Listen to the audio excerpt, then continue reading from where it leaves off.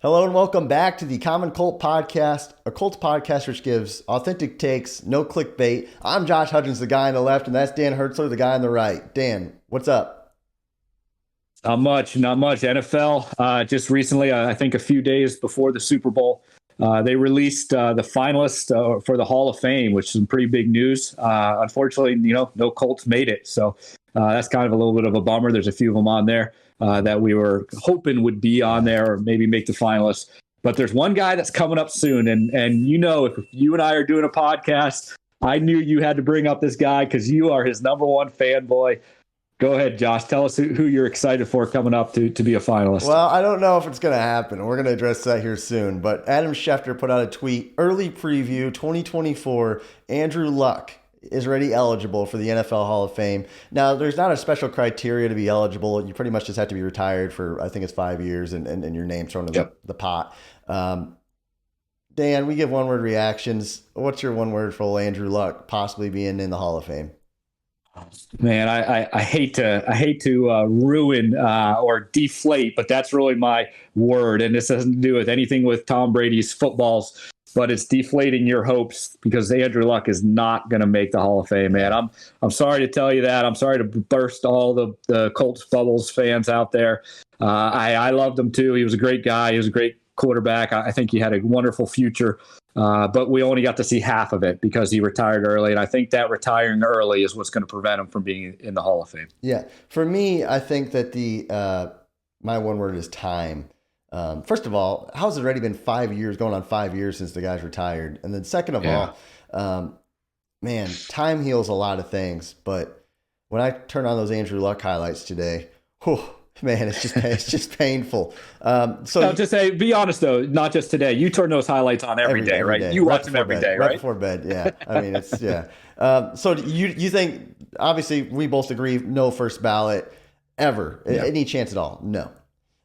No, unfortunately not. I mean, you look at some guys that have made it that were, to me, borderline. Kurt Warner's the kind of this gold standard for the borderline QBs because he had a short career, didn't put up a ton of numbers. But with Kurt Warner, he won two MVPs. He took two different franchises to the Super Bowl. And so his numbers aren't quite as important as what he did.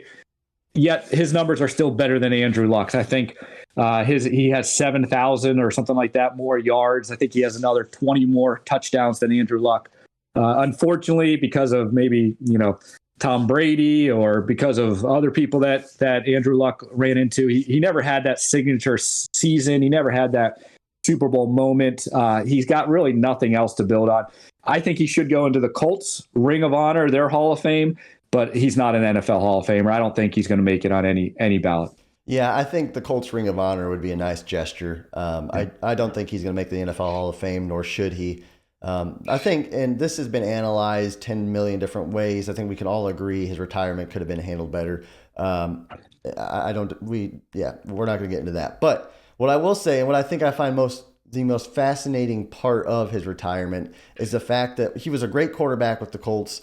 They won a lot of games despite his health, despite some of the players he had around him. But to me, the biggest pain point is that we were about to see what he was going to become, and we missed out on that. And the NFL Hall of Fame cannot award players for what they were about to become or for what the second act of his career was going to be, which I think we all kind of thought was going to be something special with the roster Ballard had put together. Frank Reich would still probably have a job, by the way. But, I mean, I think it was going to be something dynamic. But, again, the NFL Hall of Fame is for what you've actually accomplished. And while he had pretty solid numbers, it was a short career. It's not Hall of Fame worthy. It's not the Hall of Very Good. It's the Hall of Fame. Right. So, I think as Colts fans, I think Reggie Wayne, I think Freeney are the guys that we got to keep an eye on. I think those guys have legit chances to make it here. I think both of them fit into that category. But unfortunately, with Andrew Luck's retirement, and hey, you know what? He shows an example. Maybe football's not everything. Hall of Fame's not everything. He's living a good life. There's been some other reports come out. We hear it a little bit about